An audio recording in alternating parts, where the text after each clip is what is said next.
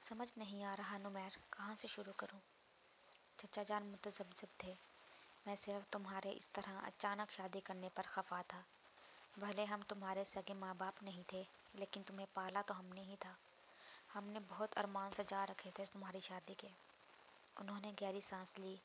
ہم سب تمہارے مخبطہ کے گنہگار ہیں۔ ان کی آنکھوں میں آنسو در آئے۔ میں نہیں جانتا اس روز بھائی صاحب نے تمہیں آدھا سچ کیوں بتایا تھا۔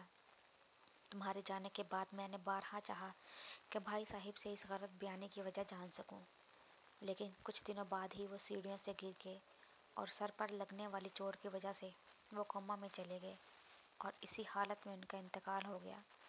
انہوں نے رندھے ہوئے لہجے میں کہا۔ نمیر نے دکھ سے آنکھیں مینچ لی۔ میں نے چاہا کہ تمہیں جھوٹ سے آگاہ کروں، لیکن مخبطہ کی موت کا سن کر مجھ میں ہمت نہیں رہی۔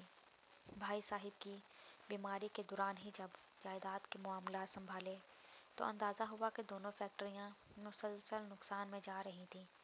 تمہارے ساتھ یہ سب کرنے کے پیچھے تمہاری اور انصر بھائی کی جائیداد تھی۔ چند لمحے خاموشی میں گزر گئے۔ کمرے میں بلا کی خاموشی تھی۔ چچا جان کچھ توقف کے بولے، یہ ان دنوں کی بات ہے جب انصر بھیا نے گھر والوں کی مرضی کے خلاف اپنی کلاس فیلو فاطمہ سے شادی کر لی تھی۔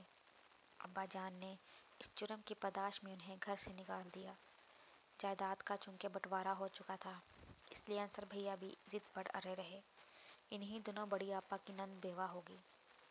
آپا کے سسرال والوں نے مطالبہ کیا کہ انصر بھیا کے ساتھ ان کی دوسری شادی کروا دی جائے، ورنہ آپا کو طلاق دے دی جائے گی۔ میرا چونکہ تمہاری چچی سے نکاح ہو چکا تھا، اس لیے بچ گیا۔ بھیا کی شادی کی خبر ابھی خاندان میں نہیں پھیلی تھی۔ اماں ابا نے بھیا پہ بہت دباؤ ڈالا کہ وہ فاطمہ بھابھی کو طلاق دے دے، لیکن بھیا کسی طور پر نہ مانے۔ پھر اس دن وہ ہوا جس کی کم از کم میں اپنے والدین سے امید نہیں رکھتا تھا۔ انہوں نے ٹھنڈی آہ بھری۔ وہ ماضی کے دریچوں کو ایک ایک کر کے کھولتے جا رہے تھے۔ نمیر کا رواں رواں سماعت بنا ہوا تھا۔ اس دن ابا جان نے اماں جان کی بیماری کا بہانہ کر کے بھیا کو گھر بلوایا۔ ان کے وہم و گمان بھی نہیں تھا کہ ان کے ساتھ کیا ہونے والا ہے۔ اماں نے مرنے کی دھمکی دے کر بھیا کو اس رشتے کے لیے راضی کیا۔ اس شام سادگی سے ان کا نکاح پڑھوا دیا گیا۔ اماں ابا کی ضد اور خود غرضی نے اپنی بیٹی کا گھر بچانے کے لیے کسی اور کی بیٹی کا گھر اجاڑ دیا۔ ایک ہفتے کے اندر اندر دونوں کو لندن بھجوا دیا گیا۔ فاطمہ بھابھی کا خاص خیال رکھنے کی جھوٹی تسلیاں دلاسے دے کر انہیں ان سے ملنے سے روکے رکھا۔ بھیا کے جانے کے کچھ دنوں بعد ہی فاطمہ بھابھی کو اس کے گھر سے نکلوا دیا گیا اور بھیا کو ان کے بھاگ جانے کی جھوٹی سچی کہانیاں سنا کر انہیں بدگمان کر دیا گیا۔ ان کی آنکھوں میں آنسو اتر آئے۔ رنا پھوپھو حیرت سے دنگ تھی۔ تم جاننا چاہتے ہو نا کہ تم کون ہو؟ آپا کی نند جب بیاہ کرائی تو ان کے ساتھ سال بھر کا بیٹا میثم حیدر بھی تھا، جو ان کے پہلے شوہر حیدر اقبال سے تھا۔ جب بھیا اور بھابھی کا لندن میں ایکسیڈنٹ میں انتقال ہوا تو میثم اس وقت 7 سال کا تھا۔ میں اور تمہاری چچی شادی کے 6 سال بعد بھی اولاد جیسی نعمت سے محروم تھے۔ ہم نے اس بچے کو اپنی آغوش میں لے لیا اور اس کا نام میثم سے بدل کر نمیر حیدر رکھ دیا۔ ناموں کی مماثلت کی وجہ سے کبھی کسی کو پتہ نہیں چلا کہ تم انصر علی حیدر کے بیٹے نہیں ہو۔ ان کا گلا رند گیا اور وہ پھوٹ پھوٹ کے رو پڑے۔ نمیر نے ان کے ناتواں وجود کو اپنی باہوں میں بھر لیا۔ وہاں موجود سب نفوسوں کی آنکھیں پرنم تھیں۔ شمائل اور شہیر کے سر ندامت سے جھک گئے۔ وہ سوچ بھی نہیں سکتے تھے کہ ان کا باپ کن حالات سے گزرا ہے اور وہ اتنا عرصہ انہیں غلط سمجھتے رہے۔ 18 سال کی کدورت 18 منٹوں میں ختم ہو گئی۔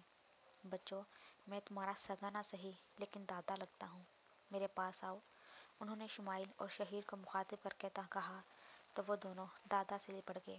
پاپا، مجھے معاف کر دیں، انجانے میں ہم نے آپ کو بہت دکھ دیے ہیں، شہیر نے شرمندگی سے کہا تو نمیر نے پیار سے مسکراتے اس کا ماتھا چوم لیا۔ مجھے بھی معاف کر دو نمیر بیٹا، میں نے بھی انجانے میں تمہیں بہت برا بھلا کہا ہے، رانا پھوپھو نے شرمندگی سے کہا۔ ہاں نمیر، جب یہ سب ہوا تو رانا بہت چھوٹی تھی، یہ بہت سی باتوں سے لا علم ہے، چچا جان نے اپنے آنسو پونچھتے کہا۔ حمزہ ہاؤس کے مکین ابھی تک اس کہانی پر عجیب سے محسوسات کا شکار تھے۔ وہ سب بلا شبہ نمیر مخبطہ کا تھا، جس پر وہ راج کر رہے تھے۔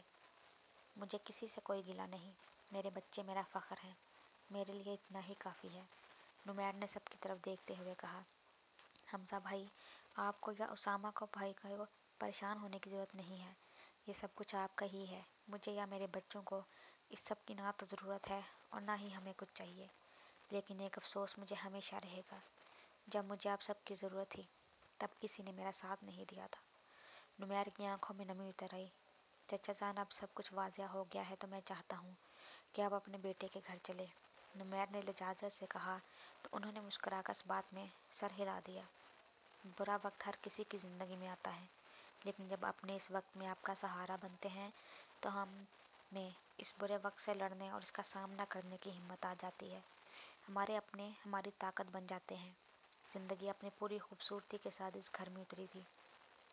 خوشیوں سے لبریز لمحے، بہت سے حسین پلوں کو اپنے اندر سموئے ہوئے تھی، اور سب سے بڑھ کر نمیر نے اپنی لائبریری کے دروازے اپنے بچوں کے لیے کھول دیے تھے۔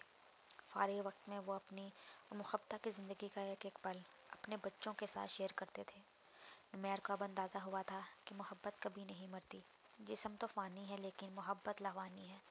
مخبطہ خود تو چلی گئی، لیکن اپنی محبت اپنے بچوں کی شکل میں اسے دان کر گئی تھی۔ انہوں نے جان لیا تھا کہ محبت کبھی نہیں مرتی، یہ کسی نہ کسی شکل میں ہمارے ساتھ رہتی ہے، اور مخبطہ کی محبت نے ہی تو انہیں سکھایا تھا کہ محبت نہ ملے تو محبت بانٹنے میں لگ جاؤ، یہ کبھی نہ کبھی کسی نہ کسی صورت میں آپ کو لوٹائی ضرور جائے گی۔ مخبطہ ان کی محبت تھی، اور اب یہی محبت ان کی راہ گزر تھی۔